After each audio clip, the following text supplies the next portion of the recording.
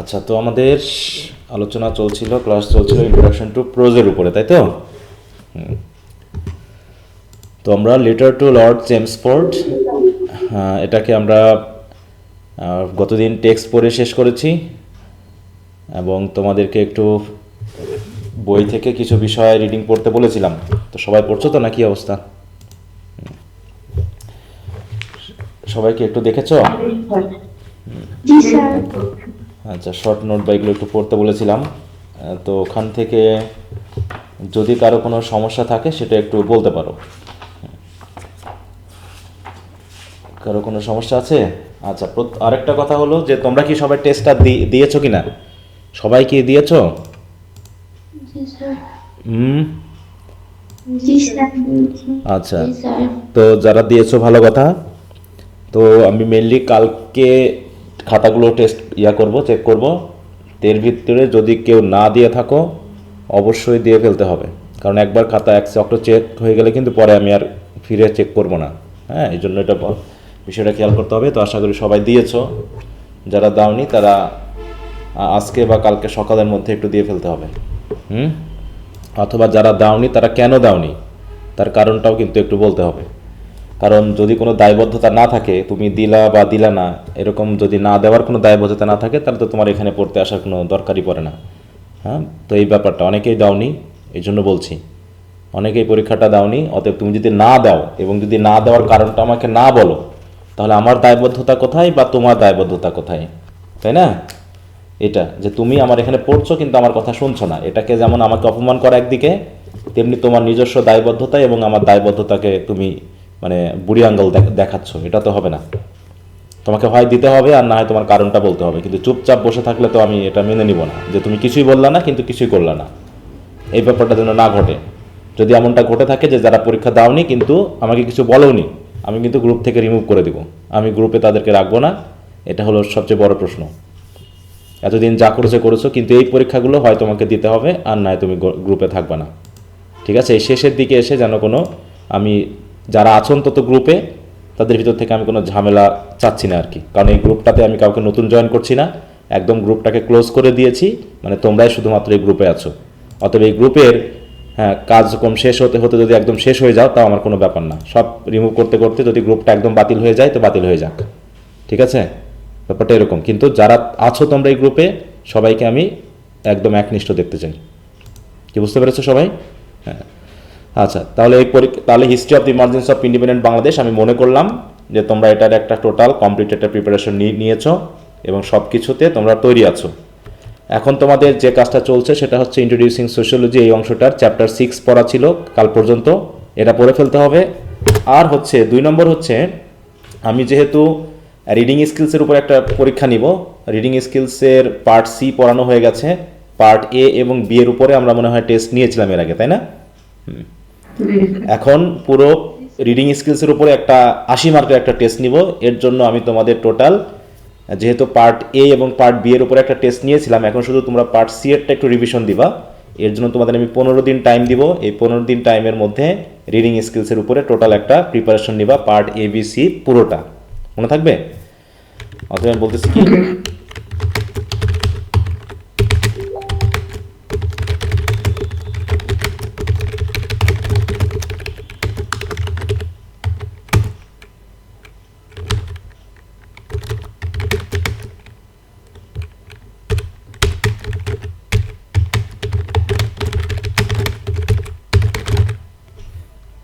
আসলে 2 তারিখ, তাহলে ওটা নিব হচ্ছে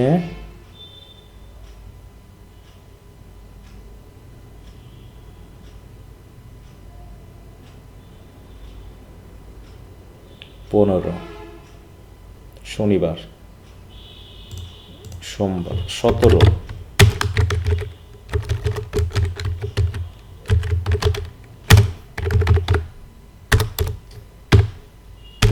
এই তাহলে ইংলিশ রিডিং স্কিলসের উপরে একটা 80 মার্কস, হ্যাঁ, অ্যান্ড 80 মার্কস টেস্ট, যেটা তোমাদের history of the emergency of independent বাংলাদেশের উপর নিলাম, ঠিক ওরকম একটা টেস্ট এখানেও চলবে। আর এর পরবর্তী এটা তো চলতে আছে, তারপরে আমরা ইংলিশ রাইটিং স্কিলসে চলে যাব। ঠিক আছে? এইভাবে করে কিন্তু আমরা এক এক করে শেষ করব। আম, আর এই পড়াগুলো চলছে তো, এই যে ইন্ট্রোডিউসিং সোশ্যোলজি বা এই জাতীয় পড়াগুলো যার যেটা আছে। জি স্যার। আচ্ছা, তাহলে এখন আমরা আমাদের মূল আলোচনায় চলে যাই। সেটা হলো যে শর্ট নোট যেগুলো ছিল সেগুলো তোমরা পড়েছো কিনা, কোনো সমস্যা স্যার। যদি পড়ে থাকো, কোনো সমস্যা থাকলে বলো, না হলে আমরা আজকে চলে যাব হচ্ছে শুটিং অ্যান এলিফ্যান্ট, তাই না? এটা পড়বো, shooting an elephant, shooting an sir, elephant. ব্রিটিশদেরকে কি ব্রিটিশ রাজ বলা হইতো? হ্যাঁ, ব্রিটিশ রাজ বলা হতো, কারণ রাজার অধীনে। ব্রিটিশদেরকে না, ব্রিটিশ রাজ বলতে মেইনলি ব্রিটিশ রাজাকে বোঝানো হতো। আর তার শাসন, ব্রিটিশ রাজ বলতে আমরা মেইনলি তার শাসনকে বোঝাতাম, ঠিক আছে তো, বা বুঝতাম। দেখো,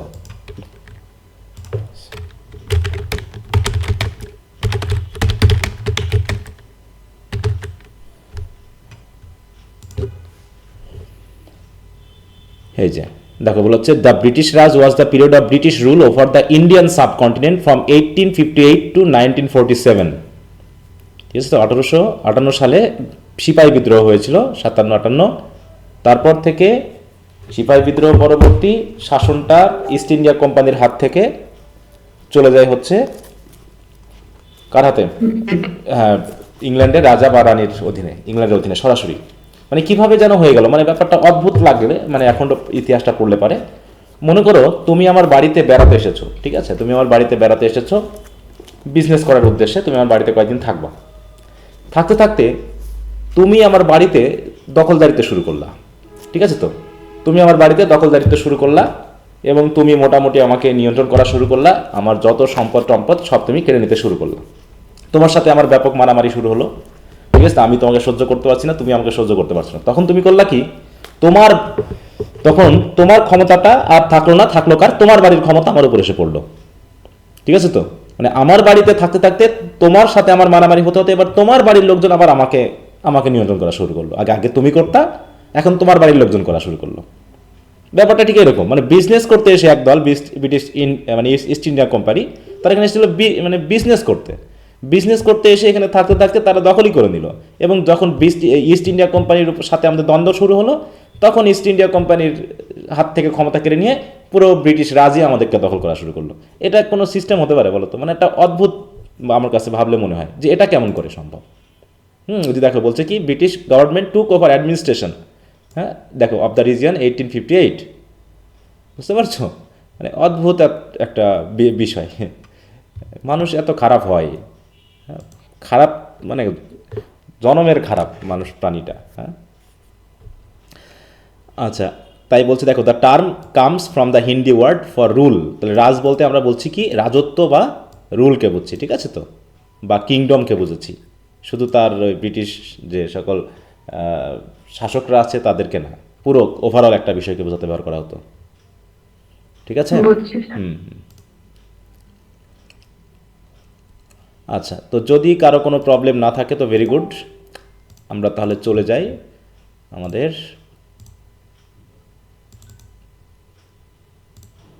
পরবর্তী, যেটা non fiction, shooting an elephant. Shooting an elephant কি সবাই পড়ছো? পড়া না হয়েছে? স্যার। পড়া হয়নি? আচ্ছা,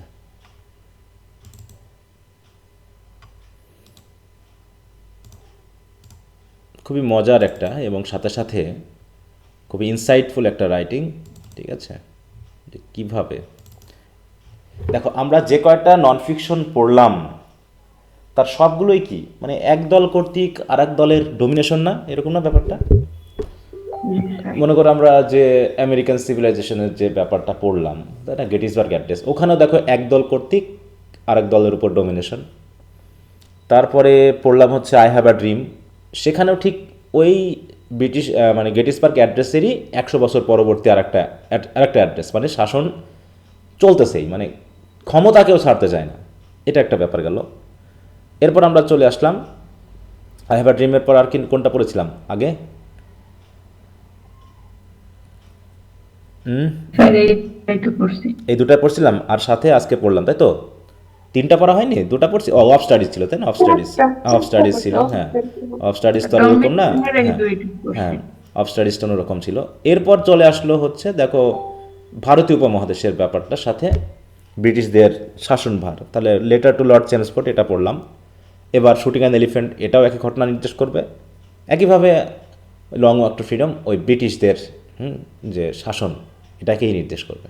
হ্যাঁ, তো যাই হোক আমরা তাহলে একটু পড়াটা শুরু করি।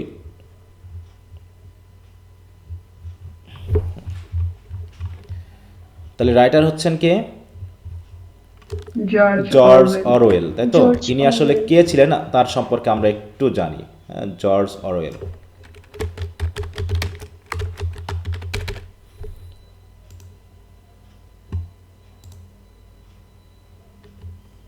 এই যে ইনি হচ্ছেন জর্জ অরওয়েল। তিনি কিন্তু ব্রিটিশের অধীনেই তিনি একজন পুলিশ অফিসার হিসেবে দায়িত্বে ছিলেন। দেখো এর অরিজিনাল নাম হচ্ছে এরিক আর্থার ব্লেয়ার। এটা হচ্ছে তার অরিজিনাল নাম, এরিক আর্থার ব্লেয়ার। তিনি একজন ছিলেন novelist, poet, essayist, journalist and critic who wrote under the pen name of George Orwell. তাহলে জর্জ অরওয়েল কি অরিজিনাল নাম নাকি আসলে লেখার নাম? হ্যাঁ, লেখার নাম, পেন নেম, তাই তো? His work is characterised by lucid prose, social criticism ইত্যাদি ইত্যাদি নিয়ে তিনি মেইনলি করেছেন। এই যে দেখেন পুলিশ অফিসার হিসেবে তিনি কিন্তু কাজ করতেন। এছাড়া তিনি আরও কয়েকটা বই লিখেছেন, যেমন হচ্ছে অ্যানিম্যাল ফার্ম, 1984, এরকম আরও কিছু রাইটিং আছে। দেখো আমরা যদি একটু এই জায়গাটা পড়ি, দেখো আর্থার ব্লেয়ারকে 1903 সালে জন্মগ্রহণ করেন ব্রিটিশ ইন্ডিয়াতে। তিনি দেখো কোথায় জন্মগ্রহণ করছিলেন? মতিহার, বেঙ্গল প্রেসিডেন্সি, বিহারে, মানে ব্রিটিশ ইন্ডিয়াতে। মানে তিনি আসলে এদেশে জন্মগ্রহণ করেছিলেন, মানে ভারতীয় উপমহাদেশে। Into what he describe as a lower upper middle class ফ্যামিলিতে। হ্যাঁ, বলছে his great great grandfather Charles Blair was a wealthy slave owning country gentleman. মানে দেখো ওয়েলদি স্লেভ ওনিং মানে কি? তিনি দাস কেনাবেচা করতেন, ঠিক আছে? Country gentleman and absentee owners of Jamaican plantations. ওই তো তোমরা যখন হিয়া পড়বা কিছু নভেল আছে, ঠিক আছে, হার্ট অফ ডার্কনেস বা এই জাতীয় যখন পড়ো তখন এই যে প্ল্যান্টেশনটা কী বোঝায় সেটা তোমরা বুঝবা। তারপর বলছে যিনি কী করছে, he married lady Mary Fane daughter of the 8th earl of west. মানে এইখানেই তারা জন্মগ্রহণ করে, তার জন্ম যেতে হয়। দেখো his grandfather Thomas Richard Arthur was an Anglican clergyman ইত্যাদি ইত্যাদি। আচ্ছা যাক, ওটা নিয়ে আমি কথা বলবো না এখন। দেখো এই জায়গায় একটা বিষয় রয়েছে যে অরওয়েলস ফাদার ওয়াজ রিচার্ড, দেখো Walmesley Blair who work as a sub deputy. আবার চিন্তা করো, আপিম এজেন্ট, বুঝতে পেরেছ? আপিম বুঝো তো? সাব ডেপুটি আপিম এজেন্ট, কী ব্যাপার এটা এরকম হয়ে যায় এখন এখানে সিলেক্ট করতে গেলে। যাক সিলেক্ট করছি না। তাহলে আপিম এজেন্ট হিসাবে কাজ করতো। দেখো ইন দ্য আপিম department of the Indian civil service. হ্যাঁ, তাহলে আইসিএস বলা হতো, এখন যেমন বিসিএস আছে না, এখন যেমন বিসিএস ইন্ডিয়ান সিভিল সার্ভিসের বলা হতো আইসিএস, ঠিক আছে? দেখো আপিম এজেন্ট, হ্যাঁ, আপিম বিক্রি করতো। হ্যাঁ, দেখো it was this exports of Indian আপিম দ্যাট স্পার্ক দ্য আপিম wars between the UK and China. এটা আপিম যুদ্ধও হয়েছিল ইন্ডিয়া এবং চায়না এবং ইংল্যান্ডের মধ্যে। ইতিহাস যখন পড়বা তখন দেখবা যদি চাকরি পরীক্ষা দিতে চাও। তো যাই হোক, হিজ মাদার দেখো Ida Mabel Blair grow up in Moulmein, Burma. তাহলে তার মা আবার বার্মাতে থাকতো। হ্যাঁ, এইখানে মিললে আমাদের ঘটনাটা পাবো আর কি। মোলমেইন, বার্মা। বার্মা কোন দেশ? মিয়ানমার, তাই তো? এখন হচ্ছে মিয়ানমার। এই যে মোলমেইন এই বার্মাতে থাকতো। আমরা যদি একটু এর ইয়াটা দেখে আসি, ম্যাপটা দেখি। হ্যাঁ, মোলমেইন বানানটা এখন এইরকম আর কি। তৎকালীন বানান ছিল একরকম, এখন বানানটা আরেক রকম। হ্যাঁ,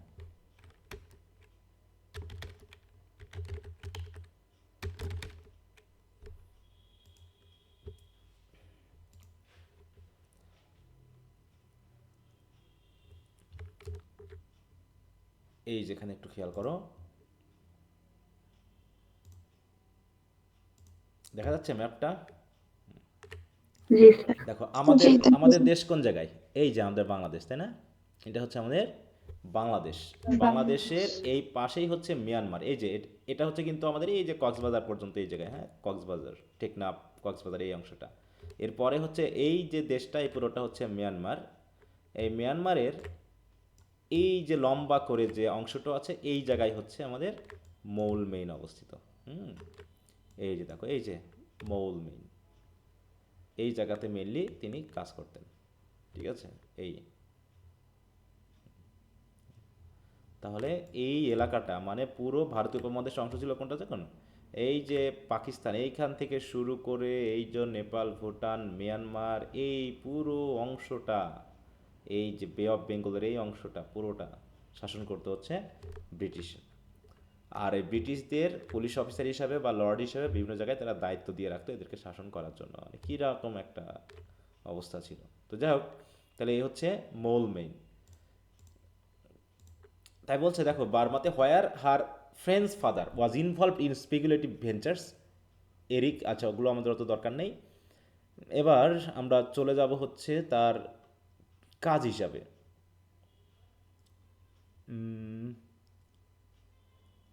তিনি অবশ্য যে লেখালেখিও করতেন।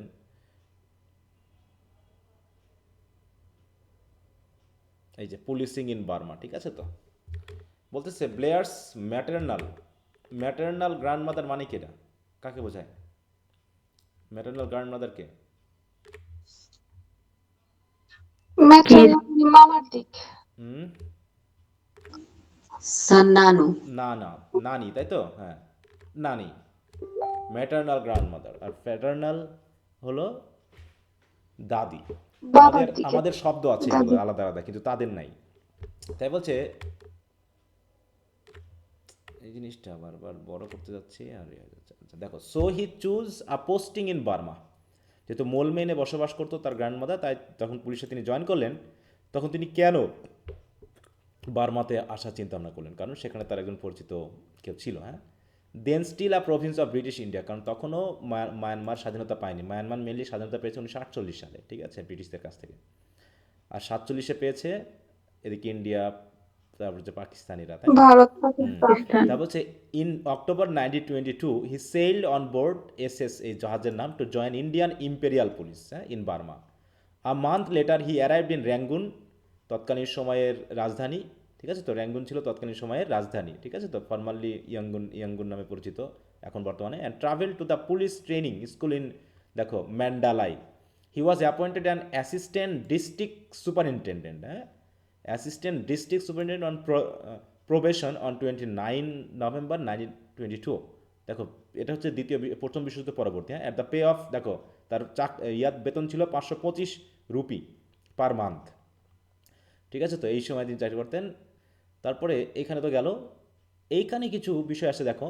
Working as an imperial police officer gave him considerable responsibility while most of his contemporaries were still at university in England.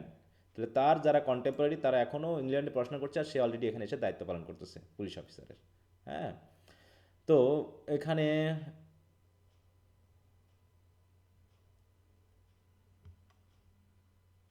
দেখো, এই জায়গায় একটু কথা আছে।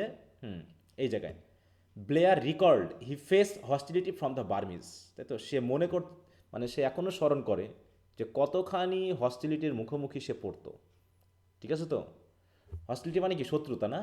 মানে যারা বার্মিজ ছিল তাদের কাছ থেকে, নেটিভ পিপলদের কাছ থেকে। In the end the sneering yellow faces of young men that made me everywhere, the insult hooted after me when I was at safe distance and got badly on my nerves. মানে তিনি এগুলো বলতেছেন যে police officer অবস্থায় চাকরি করার সময়, এটা কিন্তু এই তোমাদের শুটিং অ্যান্ড এলিফেন্ট থেকে নেওয়া এই লাইনটা। এখানে তিনি বলতে চাচ্ছেন যে সব থেকে বেশি আমি মানে কি করতাম, মানে অপমানিত হতাম কাদের দ্বারা? Sneering yellow faces of young men. Yellow face কেন বলা হচ্ছে এদের? কারণ এই মিয়ানমার, চায়না, জাপান, এখানকার মানুষগুলো চেহারা একটু ইয়েলোইশ। হ্যাঁ, তারা একদম সাদাও না, আবার কালোও না, একটু ইয়েলো টাইপের, ঠিক আছে। তো তাই বলতেছে যে যে মিট মি এভরিওয়ার, মানে যেখানে আমার সাথে দেখা হতো তারা আমাকে স্নিয়ারিং করতো, ঠাট্টা করতো। হ্যাঁ, তারপর হচ্ছে the insult hooted after me, সবসময় আমাকে অপমান করতো এবং অপমানটা যেন আমার পিছন ছাড়তো না।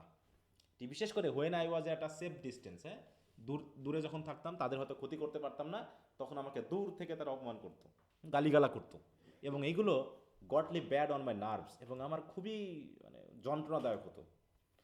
তাই তিনি বলছেন, he recalled that I was stuck between my hatred of the empire I served and my rage against the evil spirited little beast who tried to make my job impossible, হ্যাঁ, যারা আমার চাকরিটাকে অসম্ভব করে তুলেছিল। দেখো তাদেরকে বলছে কি ইভিল স্পিরিটেড লিটিল বিস্ট।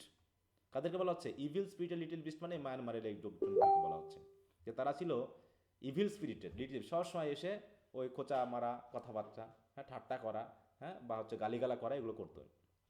তাই বলছি অতএব বার্মাতে Blair acquired a reputation as an outsider, মানে তার এই চাকরিটা ভালো লাগতো না, বুঝতে পারছো?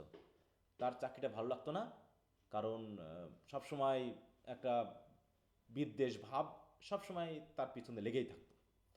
বলছে he spend most of his time alone, এ কারণে সে একাকী জীবনযাপন করতো, রিডিং অ্যান্ড পারসুইং নন পাকা অ্যাক্টিভিটিস, হ্যাঁ, such as the attending of the churches of current ethnic, মানে চার্চে যেত বা মানে তিনি অধিকাংশ সময় এই ব্রিটিশ এম্পায়ারকে তিনি পছন্দ করতেন না। বলছে ব্রিটিশ এম্পায়ারের প্রতি আমার একটা ঘৃণাবোধ ছিল।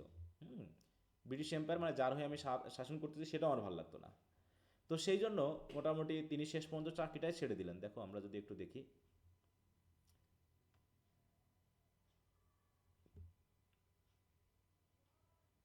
দেখো তো অসুস্থ হয়ে পড়ে এরকম আর কি বিষয়টা। দেখো in April 1926 he move to Moulmein where his maternal grandmother lived. At the end of that year he was assigned to Katha in Upper Burma where he contracted dengue fever in 1927.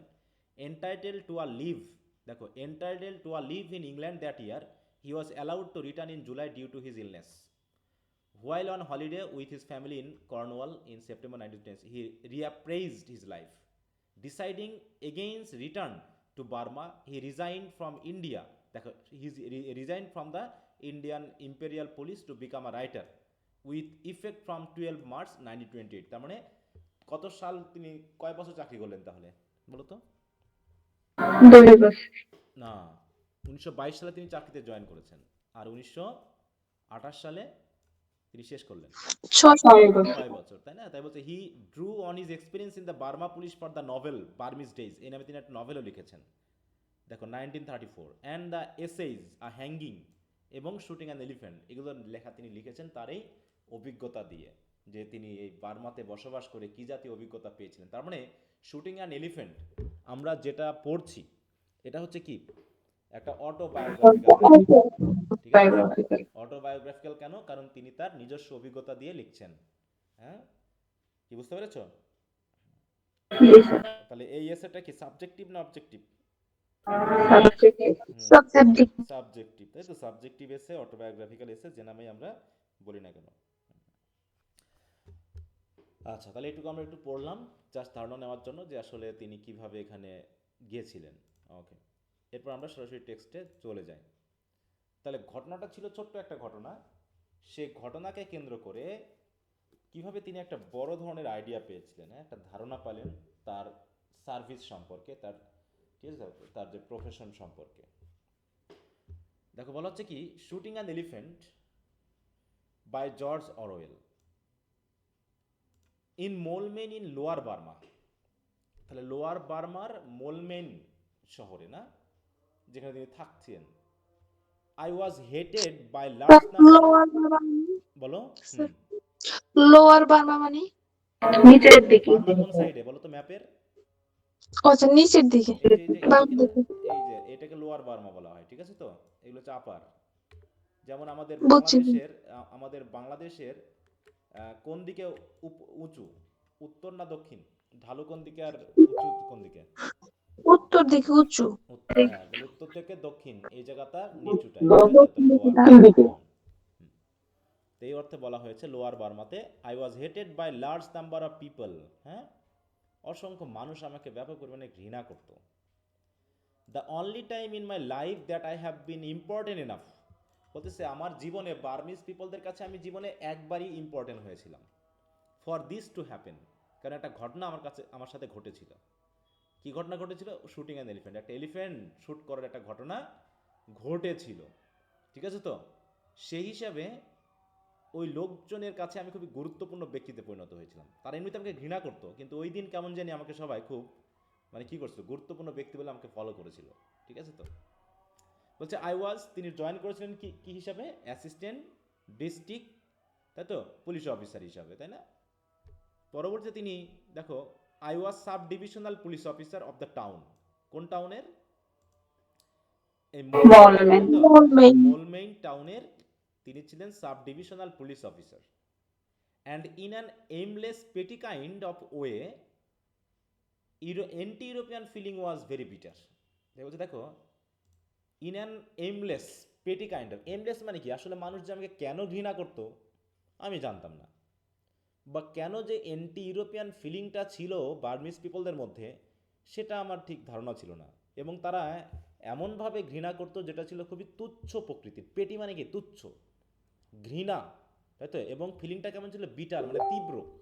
মানে কেমন ঘৃণা দুই গোষ্ঠীর মধ্যে থাকতে পারে যেটা না দেখলে হয়তোবা বোঝা যাবে না। ঠিক আছে, যে আমরা যেটা দেখেছিলাম কি, যে এত ঘৃণা থাকছে বলেই জালিয়ান ওয়ালাবাগে আনআর্মড পিপলদেরকে গুলি করে হত্যা করা হলো, তাই না? পিটানো এক জিনিস, লাঠি দিয়ে পেটানো এক জিনিস, আর এদেরকে পুরো পাখির মতো গুলি করেই হত্যা করা হলো। তাহলে এই হত্যাটা কেন করলো বলো? ঘৃণা না থাকলে এই হত্যাটা কেউ করে বলো? বলো, একজন মানুষ আরেকজন মানুষকে কখন খুন করে বলো? কখন খুন করে? এমনি এমনি খুন করবে? দেখো, অত্যন্ত ঘৃণা হ্যাঁ, থাকলে আবার যখন একই সাথে হয়তো ঘৃণা তাদের তীব্র থাকবে এবং মানসিক অসহনীয় পর্যায়ে চলে যাবে, তাই না? এরকম একটা বিষয়। আরেকটা হতে পারে যে নিজের ভাব দেখানো। এই যে ডায়ের যে হত্যাটা মাহাত্ম্য করলো, তাই না, তাদেরকে এই সবাই হত্যাটা যাতে করলো ভয় কিসের জন্য? করে। সম্পূর্ণ নিজের ক্ষমতাটাকে শো করার জন্য, দেখিয়ে দিতে চাচ্ছে সে, হ্যাঁ, যে আমরা ব্রিটিশরা এত সোজা সাপটা লোক নয়, হ্যাঁ, আমরা খুব শক্তিশালী, এটা সে দেখিয়ে দিতে চাচ্ছে। তাহলে কি ধরনের, হ্যাঁ, মনোভাব থাকতে পারে একটু চিন্তা করে দেখো। হ্যাঁ, তাই বলছে no one had the guts to raise a riot. বলছে সবাই আমাদেরকে ঘৃণা করতো এবং তাদের ফিলিংটা ছিল আমাদের প্রতি খুবই বিটার বা তিক্ত, কিন্তু তারপরেও no one had the guts. Guts মানে জানো তো, এখানে গাটস মানে সাহস। সাহস। গাটস মানে হচ্ছে তীব্র সাহস ছিল না to raise a riot. To raise a riot মানে হচ্ছে কি করা? দাঙ্গা হাঙ্গামা করা। দাঙ্গা বাঁধানো, তাই তো। আমাদের বিরুদ্ধে দাঙ্গা বাঁধানোর মতো ক্ষমতা কারো ছিল না। দেখো, গাটস মিনিং স্টমাক অফ বেলি বোঝায়। এখানে যেটা বলা হচ্ছে, used in reference to feeling a reaction, হ্যাঁ, based on an instinctive emotional response rather than consider thought. মানে যে তারা একটা তীব্র ঘৃণা বা বোধ নিয়ে, ফিলিং নিয়ে তারা যে আমাদের বিরুদ্ধে রিওট তৈরি করবে, দাঙ্গা বাঁধাবে, সেইটা বাঁধানোর ক্ষমতা ওদের ছিল না। কিন্তু তারপরেও কি হতো, তারা তো ঘৃণা প্রদর্শন করতো। হয়তো তারা আমাদের কি করতো, সরাসরি মারতে পারতো না, আমাদের বিরুদ্ধে সরাসরি প্রতিবাদ করতে পারতো না, কিন্তু তারা আমাদের কি করতো, ঘৃণা করতো। এবং ঘৃণার কয়েকটা উদাহরণ হচ্ছে কি, আচ্ছা একটু আজানটা শেষ হয়ে যাক, আমি তারপর শুরু করি, হ্যাঁ। আজানটা শেষ হোক, হ্যাঁ।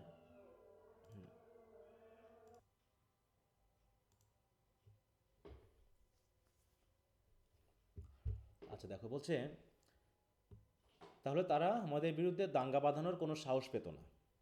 But if a European women went through the বাজার্স alone, কিন্তু যদি কোনো ইউরোপিয়ান উইমেন একা একই বাজারের ভিতর দিয়ে যেত, somebody would probably spit betel juice over a dress, তাই তো। কেউ না কেউ হয়তোবা তার ড্রেসের উপরে কি কি করতো, পানের পিক ফেলতো। মানে তাহলে এটা হচ্ছে একটা প্রতিবাদ, যে সরাসরি হয়তো তারা আমাদের বিরুদ্ধে যেতে যেতে পারতো না, কিন্তু সুযোগ পাইলেই তারা কি কি করতো, পানের পিক কোনো মহিলাকে একা দেখলেই, ইউরোপিয়ান উইমেনকে দেখলেই, এটা তাহলে কি এটা হচ্ছে তাদের ঘৃণার একটা বহিঃপ্রকাশ, তাই না? তাহলে যদি কোনো পরীক্ষায়, হ্যাঁ, পরীক্ষায় যদি আসে, তোমাকে বলতে পারতো এগুলো, যে কীভাবে তারা তাদের ঘৃণাটাকে প্রদর্শন করতো। As a police officer I was an obvious target, হ্যাঁ। আর পুলিশ অফিসার হিসেবে তো আমি ছিলাম তাদের কাছে সবচেয়ে বড় একটা target. And was baited whenever it seemed safe to do so. এবং বেইট মানে বুঝো তো, সুযোগ করে ফেলা, হ্যাঁ। মানে আমরা অনেক সময় এই যে মাছ ধরি না, খাবার টাবার দিয়ে বেইট করি না, মানে প্রথমে আমাদের সুযোগে নিয়ে আসি, তাই তো। মুরগিকে যেমন খাবার দিয়ে, পাখিকে খাবার দিয়ে, মাছকে খাবার দিয়ে আমরা করি কি, তাকে প্রথমে আমাদের একটা জায়গা মতো নিয়ে আসি, ফাঁদ তৈরি করি, হ্যাঁ। তারপরে সে, টোপ ফেলা। হ্যাঁ, টোপ ফেলা, হ্যাঁ, সেই টোপ ফেলা, এই যে টোপ, হ্যাঁ, বেইট মানে কি টোপ, প্রলোভন দেখানো, হ্যাঁ, চার ফেলা যেটা বলা হচ্ছে, হ্যাঁ। মানে প্রথমে তোমাকে ফুসলায় ফুসলায় জায়গা মতো নিয়ে আসবে, নিয়ে এসে তারপরে খানিক ঠেলা দিয়ে দিবে এরকম আর কি বিষয়টা, মার দিয়ে দিবে। তাই বলছে and was baited whenever it seemed safe to do so. দিয়ে একটা উদাহরণ দিচ্ছে, কেমন উদাহরণ দেখো, বলছে হোয়েন, আর মনে করো একটা ফুটবল, এখানে একটা ফুটবল টিম মানে ম্যাচের আয়োজন করা হতো হয়তো, বা দেখা যাচ্ছে ব্রিটিশ এবং হয়তো দেখা যাচ্ছে বার্মানদের মধ্যে একটা ফুটবল খেলার আয়োজন করা হয়েছে মনে করো। তো এইখানে কি করা হতো যে হোয়েন আর নিম্বল বার্মান, নিম্বল মানে কি দ্রুত গতিতে ছুটে আসা। মনে করো ফুটবল খেলার সময় কি করা হয়, দৌড়ে আসে না ফুটবল নিয়ে, হয়তো দেখা যাচ্ছে কোনো একজন Barman tripped me up on the football field. Tripped me up মানে কি আমাকে, আমার উপরে এসে আছড়ে পড়া, তাই তো, বা আমাকে হোঁচট দেওয়া। হ্যাঁ, and the referee another Burman, আর যদি রেফারি হতো বার্মান, তাহলে যে ফাউল হওয়ার কথা সে ফাউলটা না ধরার জন্য সে কী করতো, লুক দ্য আদার ওয়ে, সে অন্যদিকে তাকাতো, মনে করতো সে যেন দেখেইনি যে ফাউল হয়েছে। হ্যাঁ, আর এতে কি কি হতো, জনগণ যারা দেখতো ফুটবল খেলা, the crowd yield with hideous laughter, এবং মোটামুটি যে জনগণ খেলা দেখতে আসতো তারা ভয়ঙ্কর এক দুর্দান্ত এক ভয়ানক হাসি দিত এগুলো দেখে। ইয়েল্ড মানে কি জোরে চিৎকার করে হাসি দেওয়া, হিডিয়াস লাফটার, বিশেষ করে যেটা খুবই ভয়ানক হাসি, জঘন্য একটা হাসি তারা দিয়ে যেত। তাহলে এইভাবে তারা আমার সাথে কি কি করতো, আমাকেও কোনো না কোনোভাবে আঘাত করতো, বিক্রি করতো। হ্যাঁ, বা ডিস্টার্ব করতো, হ্যাঁ, বা ঘৃণা প্রদর্শন করতো আমার উপরে। বলছে এটা শুধু একবার ঘটেনি, this happen more than once, অনেকবার ঘটেছে। এবং ইন দ্য এন্ড, এবং শেষের দিকে গিয়ে, বিশেষ করে হ্যাঁ চাকরির শেষের দিকে গিয়ে, the sneering yellow faces of young men, তাহলে ইয়ং ম্যানদের যে স্নিয়ারিং মানে কি ভ্রুকুটিপূর্ণ ঠাট্টাপূর্ণ মানে yellow face, that meet me everywhere, যেখানে যেটা আমি যে ফেসটা বা যে মানুষগুলোর সাথে আমি প্রায় সব জায়গাতেই সাক্ষাৎ হতো, তারা কি করতো, the insult hooted after me, তারা আমার পিছনে পিছনে অপমান করে। যেমন পাগল, পাগল দেখলে পারে বাচ্চারা কি কি করে, পিছনে ছোটে না, ঢিল মারে, তাই তো, জি স্যার। গালিগালাজ করে, ঠাট্টা করে। এরাও আমার করতো when I was at a safe distance, বিশেষ করে যদি আমি একটু সেফ ডিস্টেন্সে থাকতাম, দূর থেকে তারা আমারকে ঠাট্টা করতো। যেগুলো গডলি ব্যাড, দেখো god badly on my nerves, যেগুলো আমার খুব নার্ভে লাগতো, ঠিক আছে তো, আমার খুব মানে নার্ভে মানে কি অন্তরে লাগা, খুবই কষ্ট পাওয়া। হ্যাঁ, গট অন নার্ভ মানে হচ্ছে ব্যাপক পরিমাণে কষ্ট পাওয়া বা ব্যথা পাওয়াকে বোঝায়। হুম, দেখো যদি আমরা একটু দেখি,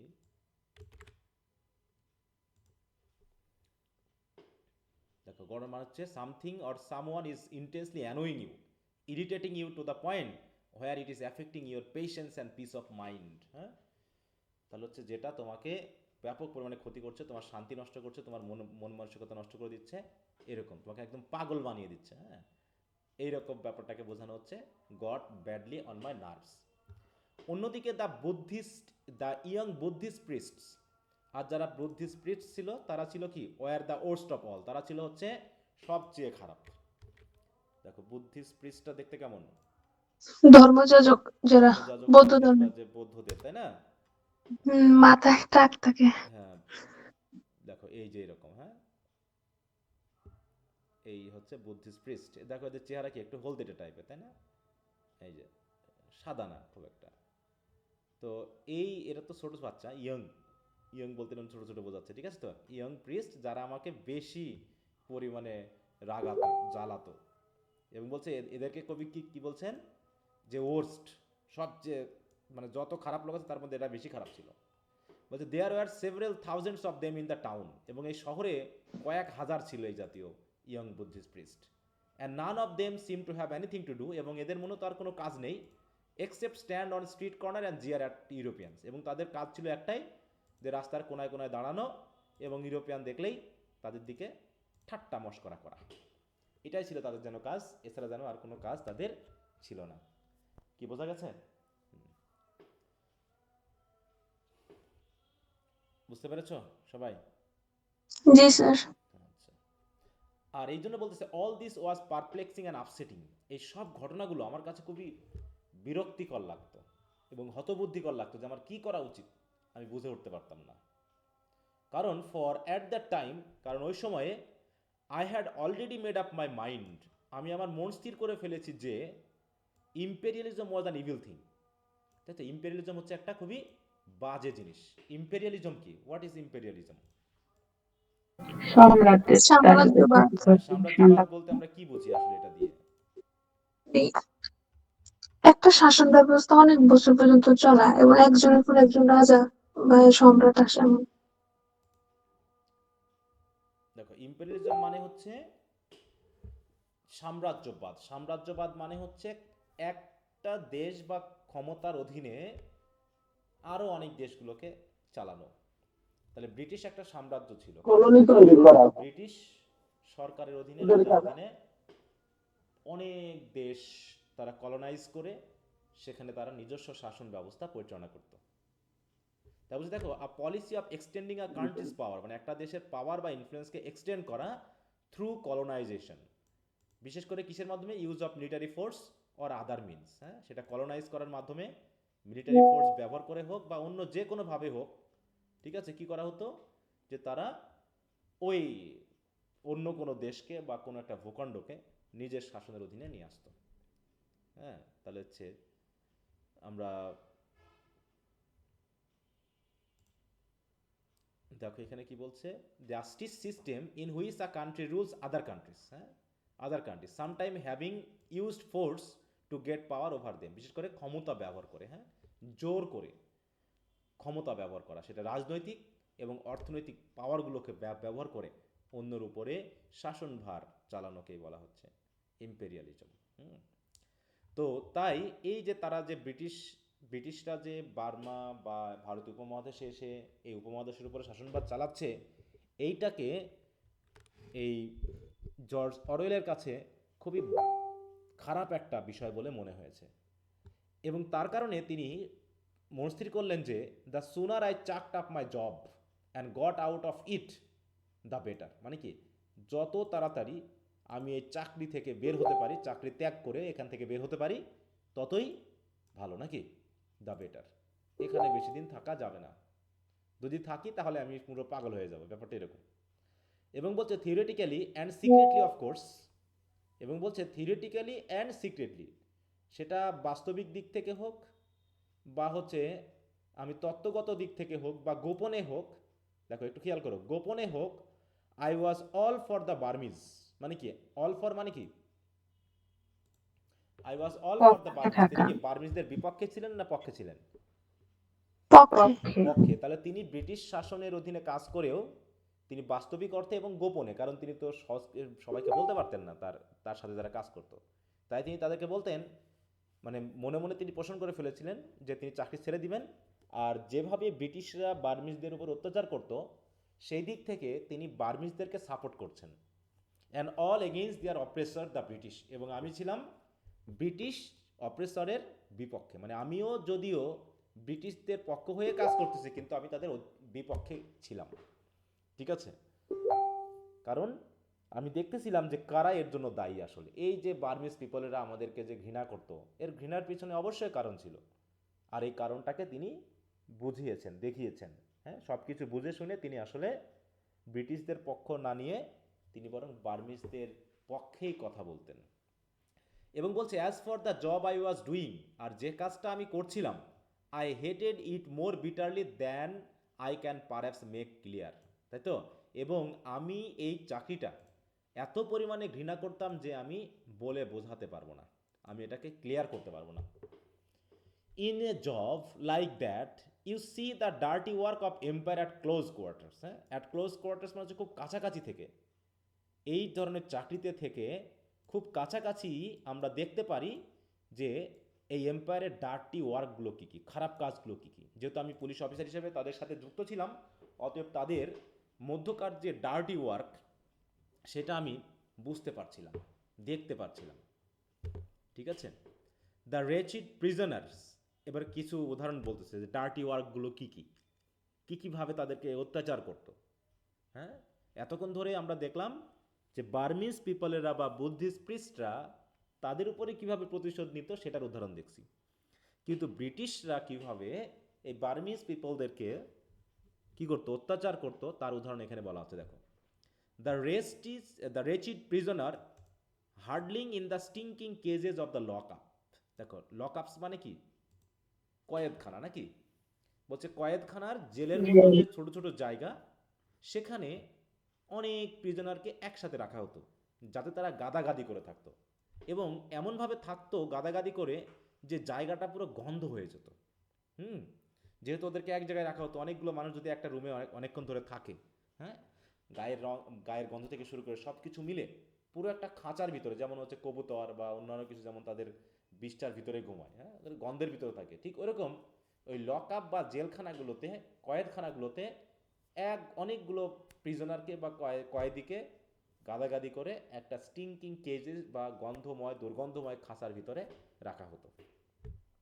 এবং তাদের ফেসগুলো কেমন ছিল দেখো, the grey cowed faces of the long term convicts, বিশেষ করে যারা লং টার্ম কনভিক্টস, যাদের হচ্ছে যাবজ্জীবন কারাদণ্ড, তারা তো ওখান থেকে মুক্তি পাচ্ছে না, তাই না, 2-10 দিন হয়, 20 দিন হয়, তা মেনে নেওয়া যায়। কিন্তু যারা লং টার্ম কনভিক্টস, তাদের জীবন তো শেষ, তাদের ফেসের ভিতরে যে একটা মানে ভালো লাগা সেটা শেষ, তারা হয়ে যেত কাউডের মতো। কাউড মানে বুঝো তো, একদম ভীত, হুম, বা হচ্ছে দুর্বল। এবং বিশেষ করে দেখা যেত কি, the scarred buttocks of the men who had been flogged with bamboos, এবং বিশেষ করে বাঁশ দিয়ে মারা হয়েছে, মারার কারণে তাদের একদম পিছনে দাগ পড়ে গেছে। বাটক মানে বুঝো তো, বাটক মানে হচ্ছে পিছনের অংশ, তাই তো, হ্যাঁ, যেটা বাংলা কথা হলো যে ওই যে মাজা বা পাছার অংশ। হ্যাঁ, এই জায়গায় কী করতো, দাগ, স্কেয়ার্ড মানে কি, দাগ করে দেওয়া। কি দিয়ে দাগ করতো, কিভাবে দাগ করতো দেখো, ফ্লগড উইথ ব্যাম্বুস মানে কি, বাঁশের লাঠি দিয়ে পিটিয়ে। তাহলে তাদেরকে যে পেটানো হতো, তাদের খালি গায়ের অংশে যে দাগ হয়ে যেত পিঠে নিচে, তাই না, সেইগুলো দেখে কি করতো দেখো, all this oppressed me with an intolerable sense of guilt, এই সব কিছু আমার এক ধরনের অসহনীয়, হ্যাঁ, মানে কি বলবো এটা, পাপবোধ, হ্যাঁ, পাপবোধ আমাকে খুবই অপ্রেসড করতো এগুলো দেখে। যে ছোট্ট একটা খাঁচার, ছোট্ট একটা গর্তের ভিতরে, ছোট্ট একটা কয়েদখানার ভিতরে অসংখ্য মানুষ রাখা হয়েছে, যেখানে মানুষগুলো থাকে কেমন করে, পশুর মতো রাখা হয়েছে। আর যেভাবে মারধর করা হয়েছে, ভীত ফেসগুলোর দিকে তাকালে আমার খুব কষ্ট লাগতো, এবং এক ধরনের অসহনীয়, হ্যাঁ, পাপবোধ, সেন্স অফ গিল্ট আমাকে খুবই ব্যথা দিত, কষ্ট দিত, অপ্রেস করতো। ঠিক আছে, কি বুঝতে পেরেছ? জি স্যার। আচ্ছা, but I could get nothing into perspective, কিন্তু এই যে এত কিছু করছে, এর পিছনের যে উদ্দেশ্য, সেই উদ্দেশ্য আমি বুঝতাম না, যে কেন এগুলো করা হচ্ছে, এগুলোর উদ্দেশ্যটা কি। হ্যাঁ, I was young and ill educated, আপনারা বলতেই পারেন যে আমি যেহেতু একটু অল্প বয়সে ছিলাম, হয়তো আমার শিক্ষাও হয়তো ভালো হয়নি, and I had to think out my problems in the আটার সাইলেন্স, এবং আমি আমার এই সমস্যাটা আমি একা একই ভাবতাম, যেহেতু বলছে না যে আমি, সে একাকী হয়ে গেছিলো, সে একা থাকতে ভালোবাসতো, হুম, তা ওইগুলো নিয়ে আমি একা একাই ভাবতাম। ঠিক আছে, that is imposed on every Englishman in the East, আর এইগুলোকে একটা প্রবলেম বলে মনে হতো, যে প্রবলেমগুলো যে সকল ইংলিশম্যানেরা ইস্টে গিয়ে বসবাস করতেছে, ওই ইম্পেরিয়াল শাসনের অধীনে তারা কাজ করতেছে, তাদের সবার দশা ছিল একই, যে তারা সবই বুঝতো, সবই জানতো, কিন্তু তাদেরও কিছু করার ছিল না। তারাও ব্রিটিশ রাজের অধীনে কাজ করার কারণে তারা সেটাকে মেনে নিয়ে কাজ করতো। তারা এই যে যেমন আমরা যে জালিয়ানওয়ালাবাগ যে হত্যাকাণ্ড, এইখানে একটা পুলিশ বলল না ওই ডায়ারকে, যে আমরা কি এদেরকে ওয়ার্নিং দিতে পারতাম না, যখন গুলি করার আগে কিন্তু বলছিল, হ্যাঁ, যে আমরা এদেরকে ওয়ার্নিং দিতে পারতাম নাকি, এটা ওয়ার্নিং দিব, কিন্তু সে বলল না, একদম ডাইরেক্ট গুলি হবে। তাহলে ওই যে ব্যক্তিটা বললো যে ওয়ার্নিংয়ের কথাটা, তাহলে তার কতখানি খারাপ লাগছিল বলতো ওই জায়গায়।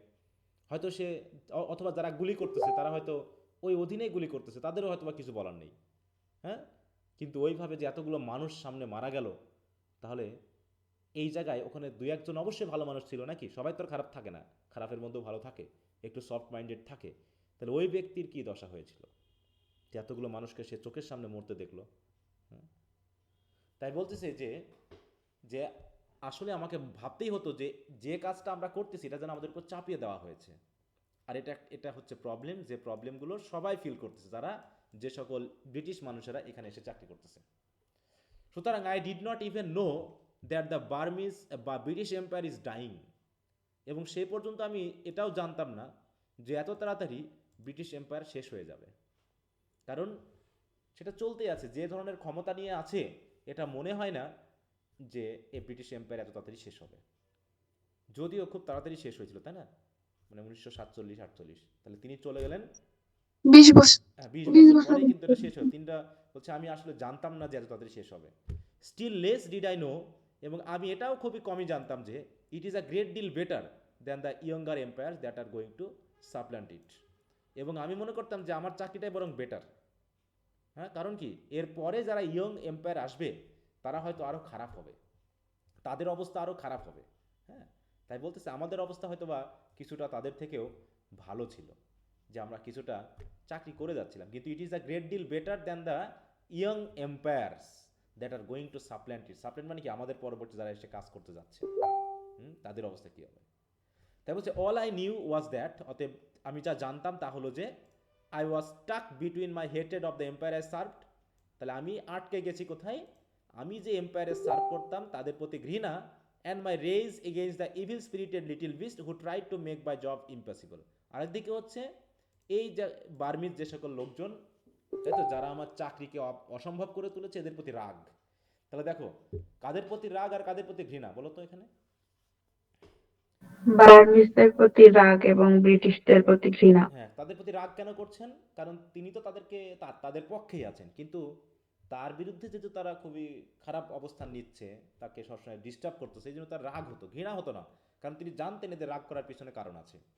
কিন্তু তারপরেও তিনি আবার তাদেরকে ইভিল স্পিরিটেড লিটিল বিস্ট বলছেন। হ্যাঁ, এই যে একটা ব্যাপার, যে ইভিল স্পিরিটেড মানে তাদের মধ্যে সবসময় খারাপ কিছু যেন লেগেই আছে, কীভাবে আমাদের খারাপভাবে কষ্ট দেওয়া যায়। তাই বলছে এই যে আমি এখানে আটকে গিয়েছিলাম, একদিকে ঘৃণা আর একদিকে রাগ, এই দুটা বিষয়ের উপর ভিত্তি করে আমি পুরো পাগল হয়ে যাচ্ছিলাম। বলছে with one part of my mind I thought of the British Raj and an unbreakable টিরানি। আমি আমার মনের এক কোনায় চিন্তা করতাম যে এই যে ব্রিটিশ রাজ, এটা যেন আনব্রেকেবল টিরানি। হ্যাঁ, এরা যে অত্যাচার করতেছে এটা যেন আনব্রেকেবল, এটা সহজে ভাঙবে না, এটা সহজে শেষ হবে না।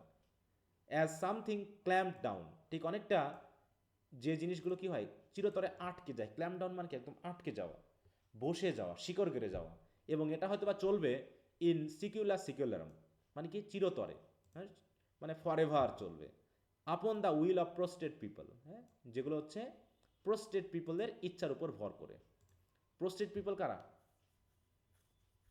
বলো, বার্মিজরা। বার্মিজ পিপলরা, তাই তো, তাদের উপর যেন একদম চেপে বসছে, ক্ল্যাম্প ডাউন নাকি চেপে বসা, হ্যাঁ, একদম শিকড় গেড়ে বসা। এটা হতো একটা জিনিস যে আমি একদিক দিয়ে ভাবতাম যে এটা সহজে ভাঙবে না। অন্যদিকে with another part I thought that the greatest joy in the world, এবার যেহেতু তাহলে ঘৃণা হচ্ছে ব্রিটিশদের প্রতি আর রাগ হচ্ছে কাদের প্রতি, এই বার্মিজদের প্রতি। তাই বলছে মনের আরেকটা পার্ট দিয়ে আমি চিন্তা করতাম যে the greatest joy in the world would be, যে পৃথিবীতে সবচেয়ে আনন্দের বিষয় হবে to drive a bayonet into a Buddhist priest guards.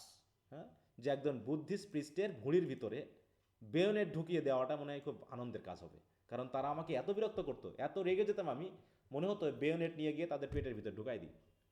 দেখো বেয়োনেট বুঝো কি জিনিস? একটা অস্ত্র। গুলির একটা অংশ।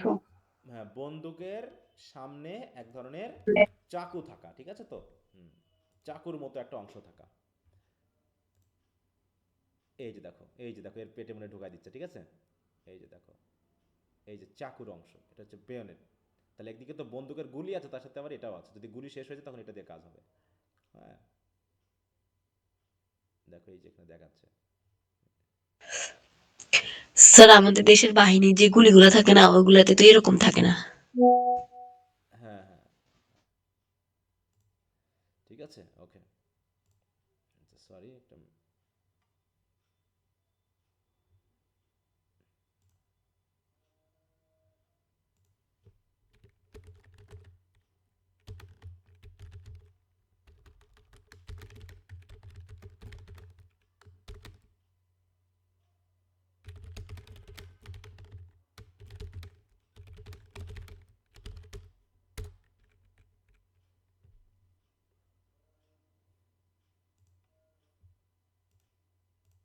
আচ্ছা,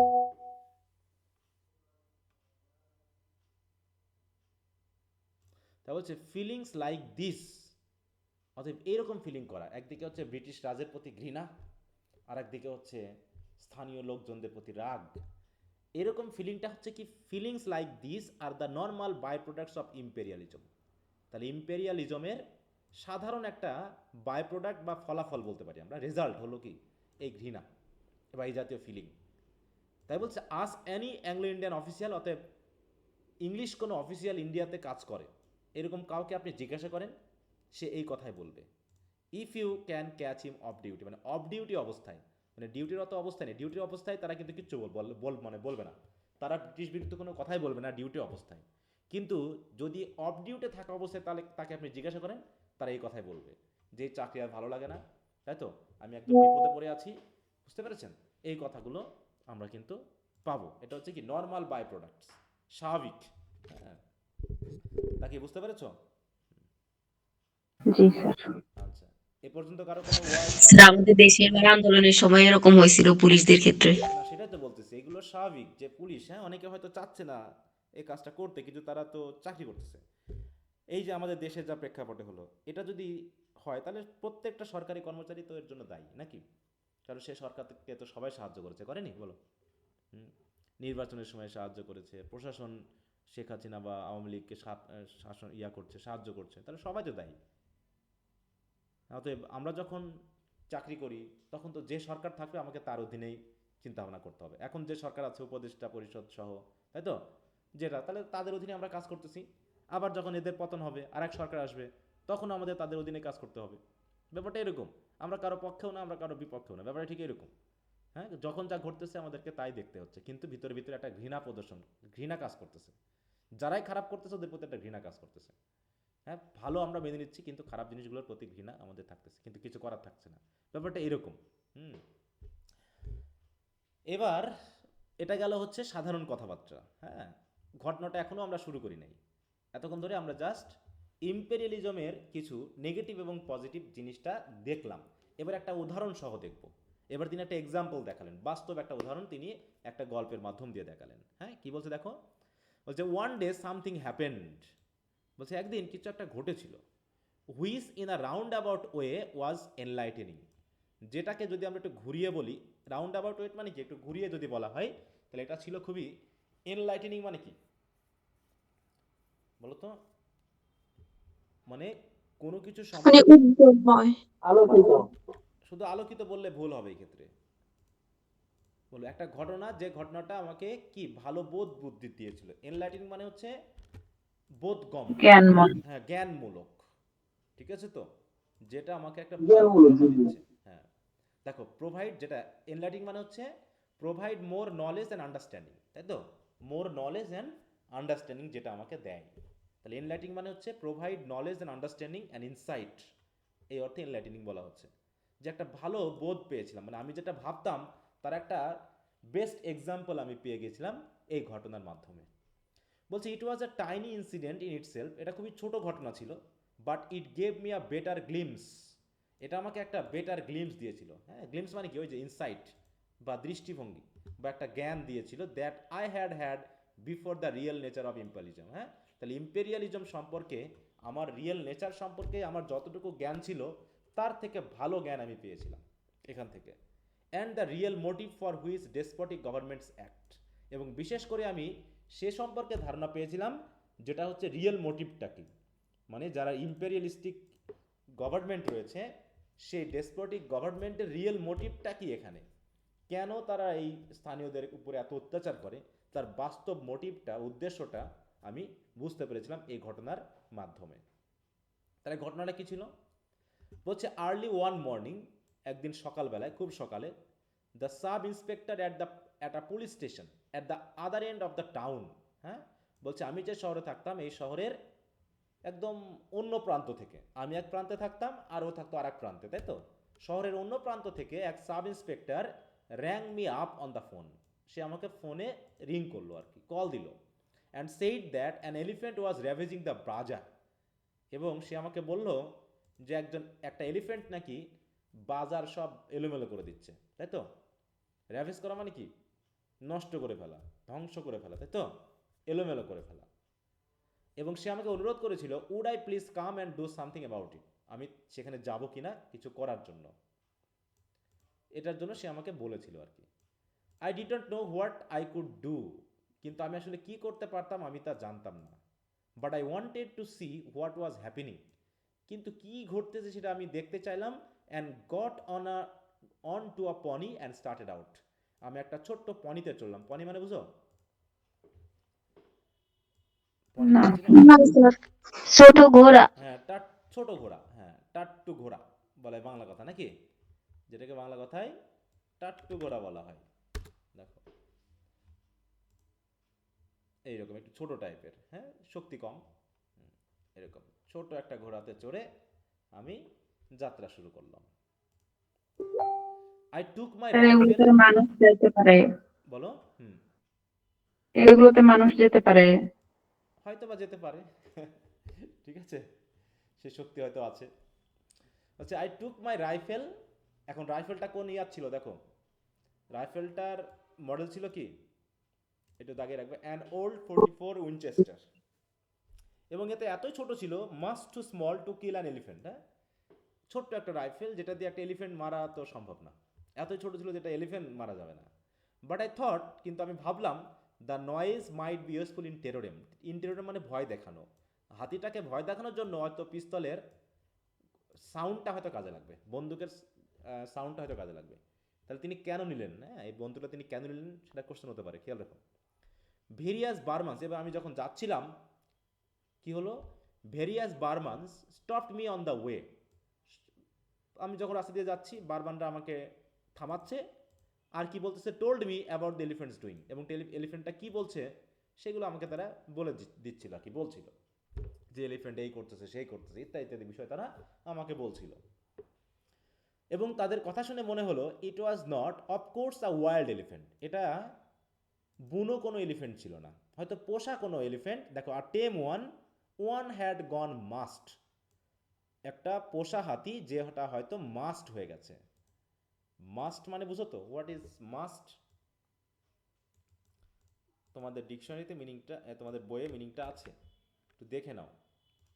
দেখো তো কেউ একজন পড়ো দেখি মাস্টের মিনিংটা, জাস্ট একটু রিডিং দাও। আছে বইটা সাথে? আমি একটু বলতে পারছি না, তোমরা একটু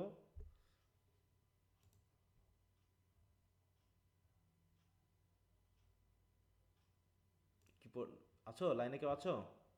আছে sir. Hmm. A state of dangerous frenzy to which certain animals are subject at regular intervals. হ্যাঁ, এটুকু লেখা। আচ্ছা, মানে হচ্ছে এটা দিয়ে মেনলি যেটা Sort বোঝায়, of frenzy. ফ্রেঞ্জি মানে একটু উন্মাদ হয়ে যাওয়া, ফ্রেঞ্জি মানে উন্মাদ হয়ে যাওয়া। কিসের জন্য উন্মাদ হয়?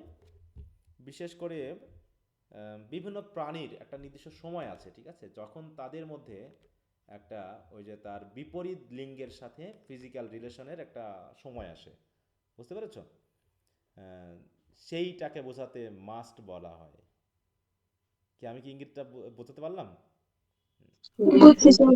হ্যাঁ, জি স্যার। একটা নির্দিষ্ট সময় আসে যে সময়ে তাদের ভিতরে তার বিপরীত লিঙ্গের সাথে একটা রিলেশনশিপে যাওয়ার জন্য পাগল হয়ে যাওয়া, বা এটা ঠিক পাগল বলবো না, উন্মাদনা বোঝায়, সেটাকে বোঝাতে এটা ব্যবহার করা হয়েছে। হ্যাঁ, তাই তিনি বলতেছেন যে এটা পোষা হাতি কিন্তু হয়তো সেটা মাস্ট হয়ে গেছে।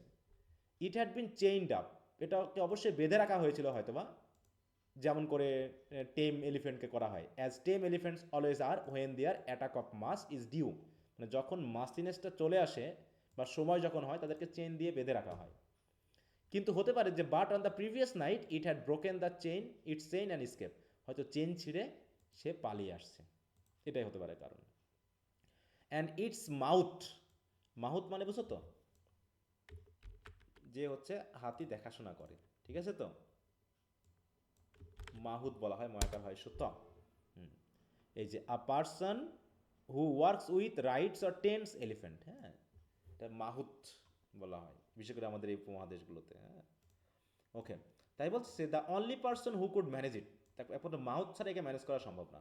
When it was in that state, মানে হাতিরা যখন ওই অবস্থায় আছে, একে ম্যানেজ করার মতো একমাত্র তার মাউথ ছাড়া আর কেউ পারবে না।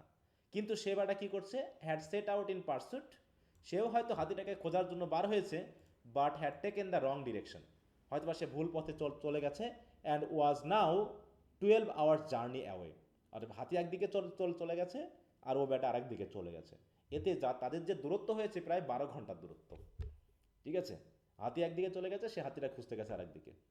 এবং বলছে in the morning the elephant had suddenly reappeared in the town, আগে খুঁজে পাওয়া যাচ্ছিল না হাতিটা, হঠাৎ করে সকালে এই শহরে দেখা গেছে হাতিটাকে। হ্যাঁ, the Burmese people had no weapons, আর বার্মিজ পিপলদের যেহেতু কোনো অস্ত্র ছিল না, and were quite helpless against it, এ কারণে তারা ছিল এর বিপক্ষে খুবই অসহায়, কিছু করার নেই।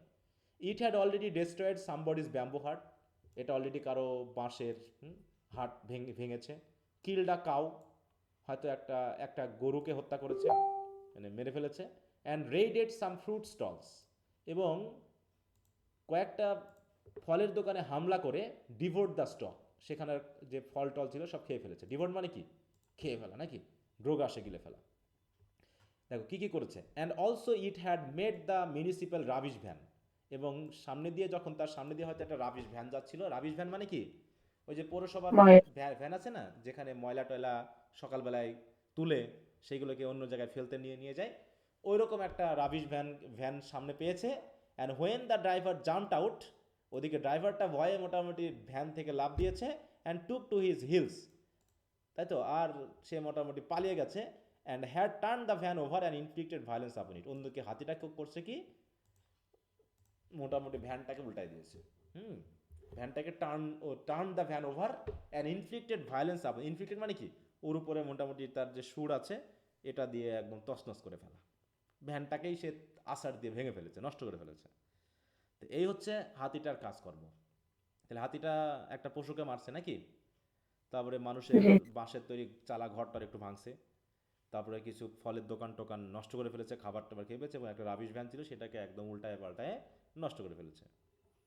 এই হচ্ছে মোটামুটি তার কাজ। The Burmese sub inspector and some Indian constable war waiting for me in the quarter where the elephant had been seen, বলছে এলিফেন্টটাকে যেখানে দেখা গেছে সেই কোয়ার্টারে আমার জন্য একজন বার্মিজ সাব ইন্সপেক্টর এবং কয়েকজন ইন্ডিয়ান কনস্টেবল আমার জন্য অপেক্ষা করছিল। ইট ওয়াজ এ ভেরি ফোর কোয়ার্টার, এই কোয়ার্টার মানে বুঝছো তো, what is the meaning of quarter? Building. ওই যে থাকার যে জায়গাটা। আবাসিক এলাকা, তাই তো, মানে যেখানে মানুষ বসবাস করে, আবাসিক একটা এলাকা, তা সেই এলাকা বলছে কোয়ার্টার। দেখো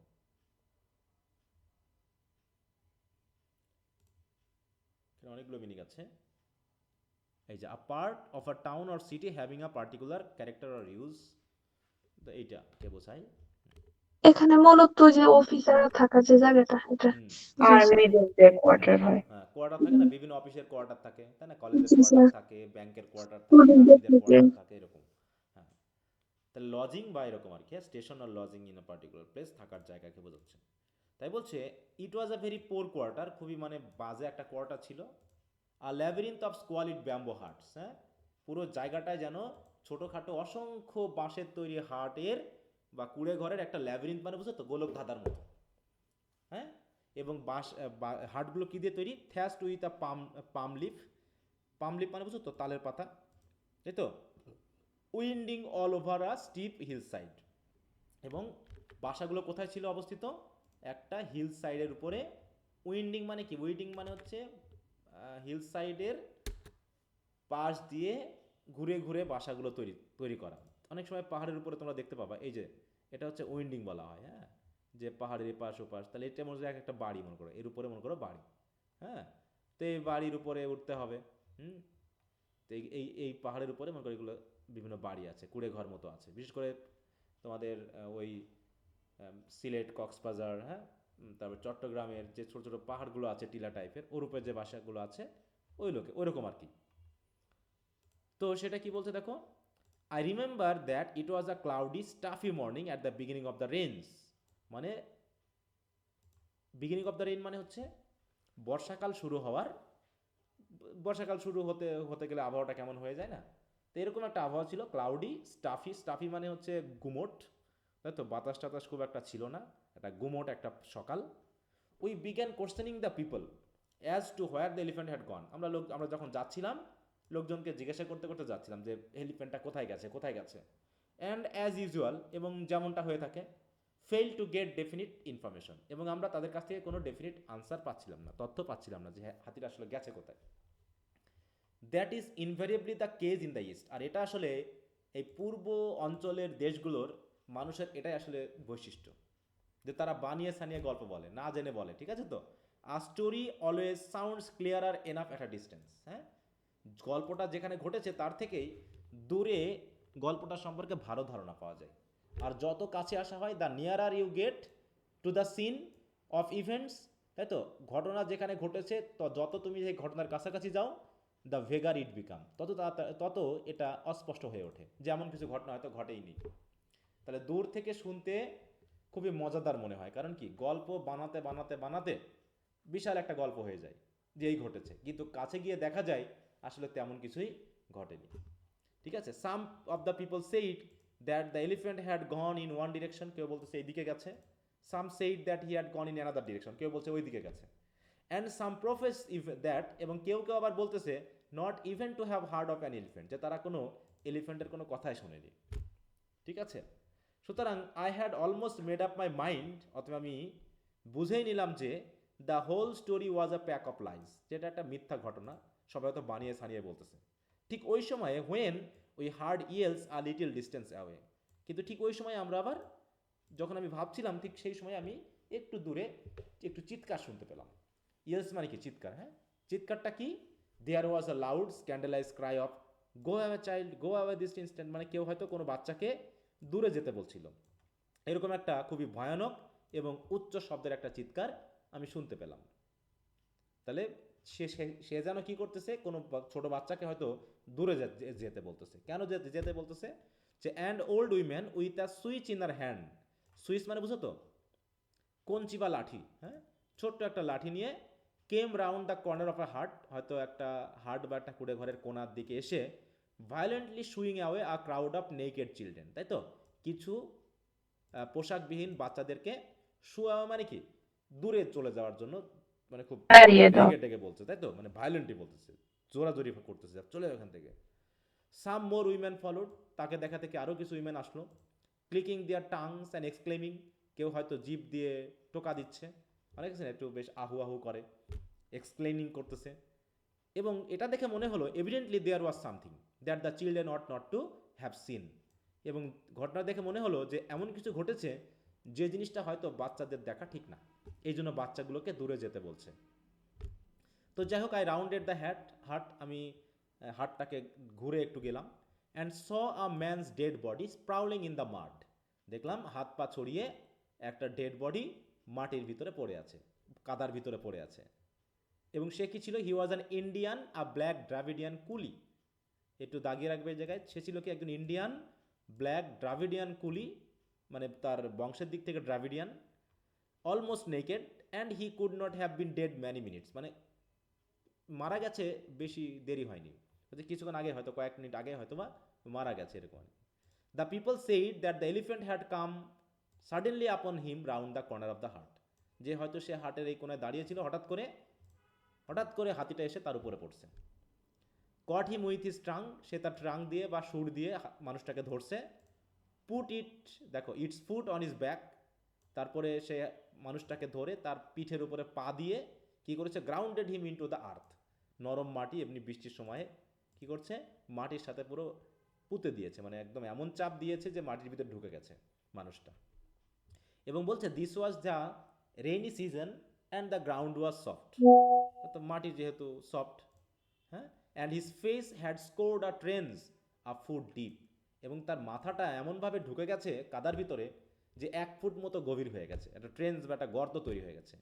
and a couple of years long, এবং পুরো আশেপাশের জায়গাটা যেহেতু পুরোটা এসে মাটির ভিতরে পুঁতে গেছে, তো কয়েক গজ এলাকা পুরো একটা ট্রেন্সের মতো হয়ে গেছে, একটা গর্তের মতো হয়ে গেছে, কারণ সে পুঁতে গেছে আর কি। কি বুঝতে পারছো তো ইমেজটা, কি অবস্থা? হ্যাঁ, হি ওয়াজ লাইং অন হিজ বেলি উইথ আর্মস ক্রুসিফাইড, ওই যে ক্রুসিফিকেশন যেটা বললাম না, হাত পা দুই দিকে ছড়িয়ে সে একদম বেলির উপরে শুয়ে আছে, মানে কি উবুর হয়ে শুয়ে আছে, তাই তো, উবুর হয়ে গেছে, মানে পিঠের উপর যেহেতু মাথা দিয়েছে, পা দিয়েছে, অর্থাৎ মুখটা হচ্ছে মাটির দিকে, and head sharply twisted to one side, এবং মাথাটা একদিকে বাঁকিয়ে গেছে এক সাইডে। His face was coated with mud, পুরো পুরো মুখে কাদা লেপটে গেছে। দ্য আইজ ওয়াইড ওপেন, একদম চোখগুলো খোলা।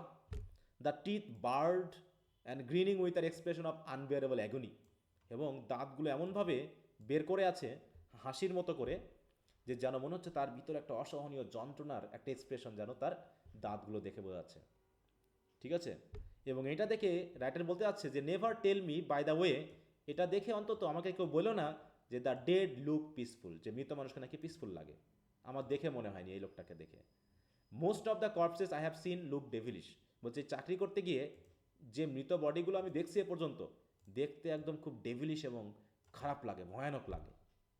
তো এই লোকটাকেও আমার দেখতে এরকম ভয়ানক মনে হয়েছে।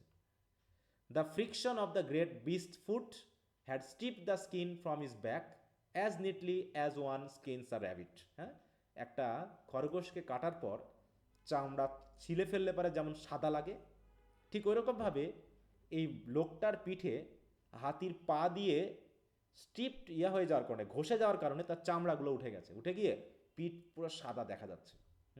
সাদা চামড়া উঠে গেছে এরকম। সুতরাং as soon as I so the dead man, এই লোক মৃত মানুষটাকে দেখে আমি বুঝতে পারলাম হাতিটা খুব ভয়ানক হয়ে গেছে। হ্যাঁ, সুতরাং I sent an orderly to a friend's house nearby to borrow an elephant rifle. তো একটা এলিফ্যান্ট রাইফেল ধার করে আনার জন্য কাছাকাছি এক ফ্রেন্ড বসবাস করে, তার বাসায় এক অর্ডারলিকে, বা আদারলি, বুঝো তো অর্ডারলি মানে, বুঝো তো আজ্ঞাবাহী চাকর, তাই তো, পুলিশদের সাথে থাকবা, দেখবা যে একটা বন্দুক হাতে লাঠি হাতে থাকে, অর্ডারলি বলা হয় ওদেরকে। ঠিক আছে, অর্ডারলি পার্সন যদি আমরা একটু দেখি। ও বাবা, কি আসলো?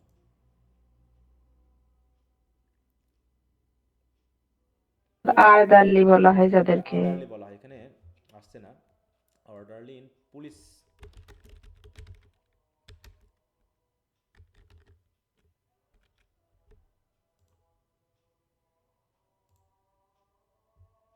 এই যে এরকম, হ্যাঁ, যারা মেন সাব ইন্সপেক্টর বা এদের সাথে থাকে, এরকম একজন সার্জেন্টকে বোঝানো হচ্ছে। ঠিক আছে, তা তাকে আমি পাঠালাম কাছাকাছি আমার এক বন্ধুর বাসায়, সেখান থেকে কি কি আনার জন্য পাঠানো হলো? Elephant rifle. হ্যাঁ, এলিফ্যান্ট নিয়ে আসার জন্য। I had already send back the pony, আর পনিটাকে আমি ফিরিয়ে পাঠাচ্ছি, মানে মানে ফেরত পাঠিয়েছি। Not wanting to go mad with fright, যে অন্যথায় হয়তো দেখাচ্ছে ঘোড়াটা ভয়ে পাগল হয়ে যায়, and throw me if it smell the elephant, মানে এলিফ্যান্ট দেখার পরেই বা এলিফ্যান্টের গন্ধ পাইলে হাতিটা হয়তো ঘোড়াটা আমাকে কি করবে, মানে আশ্রয় ফেলে দিয়ে পালাবে। তো ওই ভয়ে আমি তাকে আগেই পাঠিয়ে দিয়েছি। The orderly came back in a few minutes with a rifle and 5 cartridges, and meanwhile some Burmans had arrived, আর ইতোমধ্যে কিছু বার্মানও পৌঁছে গেছে। And told us that the elephant was in the paddy fields below, তারা বলতেছে এলিফ্যান্টটা কোথায় আছে, ওই ধানের একটা ফিল্ড আছে, মাঠ আছে ওখানে। Only a few yards away, এখান থেকে হয়তো কয়েক গজ, মানে কয়েকশো গজ দূরে। As I started forward practically, তাহলে যখন আমি সেদিকে যাওয়া শুরু করলাম, the whole population of quarter flocked out of the houses and followed me, তাহলে ওই কোয়ার্টারে যত বার্মান পিপল বসবাস করে সবাই তাদের বাসা থেকে বের হয়ে এসে আমাকে ফলো করা শুরু করলো। They had seen the rifle and were all shouting excitedly that I was going to shoot the elephant, তাই তো, এবং মোটামুটি সবাই তো রাইফেলটাকে দেখলো এবং সবাই এত চিৎকার করতেছে, মানে আনন্দে মনে হচ্ছে, খুব এক্সাইটেডলি তারা মানে ভেবেই ফেলেছে যে আমি হয়তো এলিফ্যান্টটাকে গুলি করব। কারণটা কি, কেন ভাবলো? কারণ আমি একটা এলিফ্যান্ট রাইফেল আনতে পাঠিয়েছি, তাই না? এটা হচ্ছে সবচেয়ে বড় কারণ, যে আমি একটা এলিফ্যান্ট রাইফেল আনতে বলেছি। এখানেই ভুলটা হয়ে গেছে রাইটারে, বুঝতে পেরেছ? কি বোঝা গেল? সরি, জি স্যার। সময় দাও তো।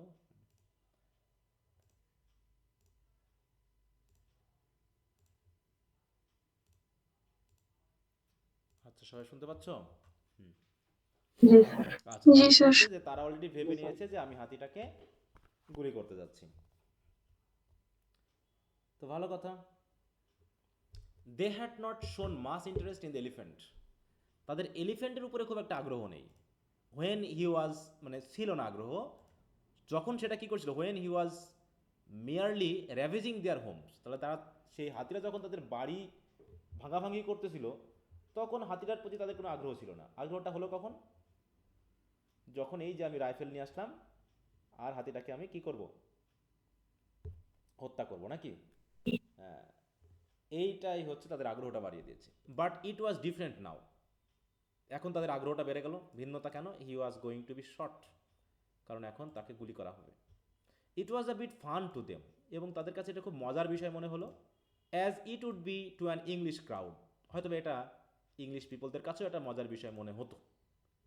Beside they wanted the meat, তাছাড়াও আরেকটা কারণ ছিল কি, যে তারা হাতিটার মাংস পাবে। তাকে মাংস পাবে।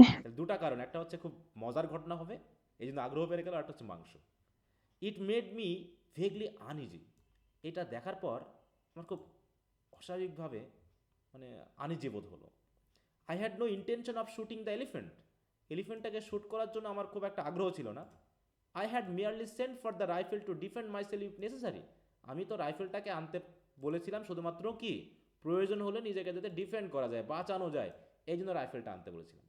And it is now unnerving to have a crowd following you, কিন্তু এতগুলো লোক যে তোমার পিছনে পিছনে আসতেছে এটাই অসহনীয় মনে হচ্ছে। আননার্ভিং মানে কি? অস্বাভাবিক, অসহনীয়। I march down the hill, তো যাই হোক আমি যেহেতু উপরে উঠছিলাম, পাহাড়ের উপরে উঠছিলাম আগে, এখন আমি পাহাড়ের নিচে নেমে যাচ্ছি।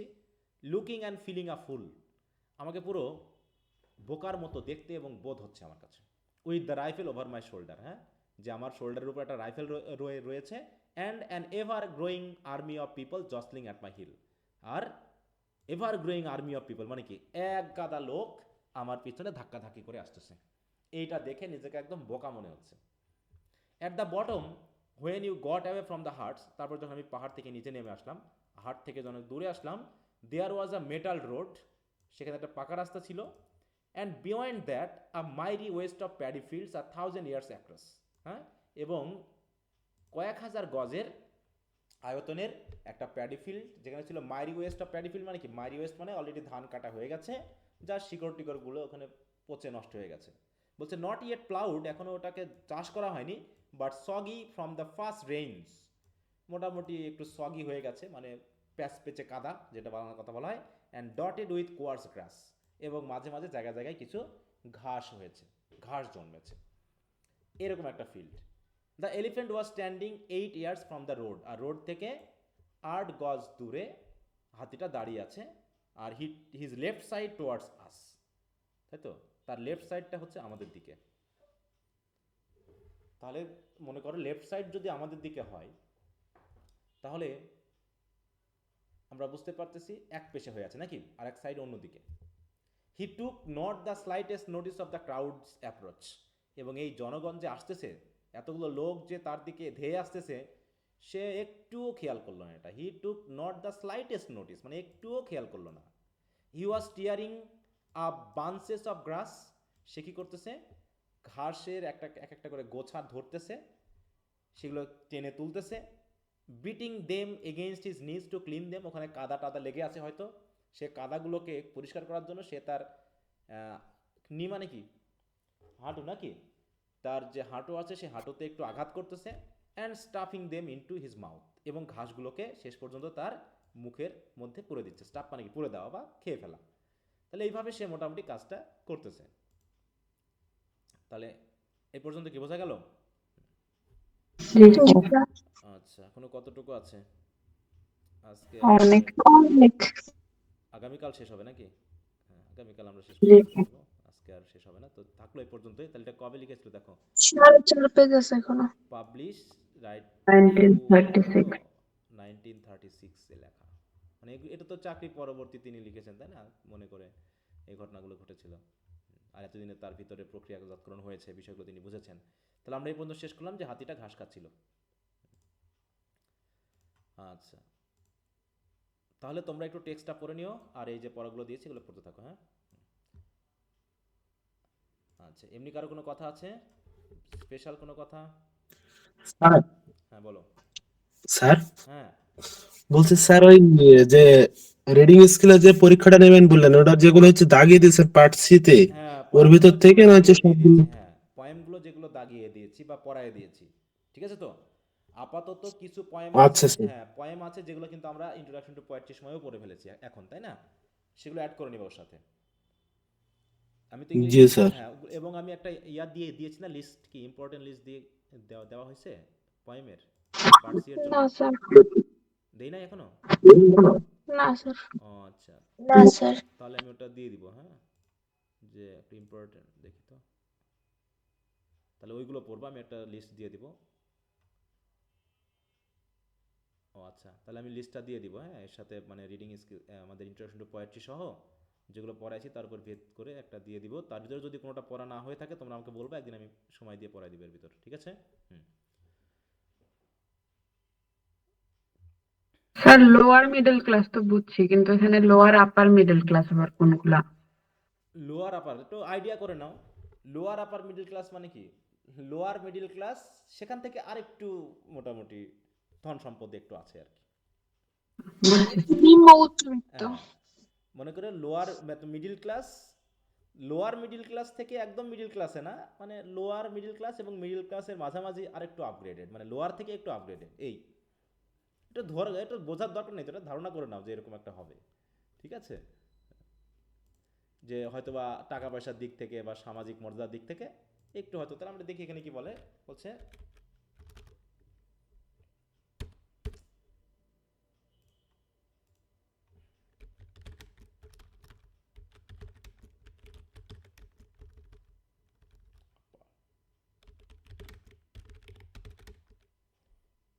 দেখো লোয়ার আপার মিডল ক্লাস কি বোঝায়। এখানে আবার এইভাবে দিয়েছে, হ্যাঁ, দেখো lower upper middle class refer to the lower portion of the upper middle class, হ্যাঁ, দেখো specially meaning individuals who are relatively well off but fall closer to the income level of the middle class. তাহলে middle ক্লাসের কাছাকাছি, কিছুটা সচ্ছল কিন্তু middle ক্লাসের কাছাকাছি, then the very high earners with the upper middle class. তাহলে upper middle ক্লাসের যারা হাই আর্নার তাদের থেকে সে একটু লোয়ার, বুঝতে পেরেছো? জি স্যার, বুঝছি। মানে মিডল ক্লাসের যারা রয়েছে আপার তাদের তাদের থেকে লোয়ার এরকম, অথবা যারা একদম লোয়ার রয়েছে তাদের থেকে একটু উপরে, মানে এরকম একটা অবস্থান, মিডল অবস্থানটা। এটাও দেখো, এটা হচ্ছে কোনো আপার, এটা হচ্ছে লোয়ার, তার মাঝখানে অবস্থান, ঠিক আছে তো? এই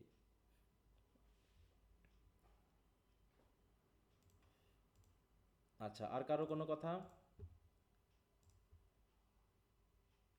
আচ্ছা, তো যদি না থাকে তো আজ এ পর্যন্তই। তাহলে সবাই মনোযোগ দিয়ে পড়াশোনা করো। তাহলে আজকে রাখলাম, ওকে, ভালো থাকো।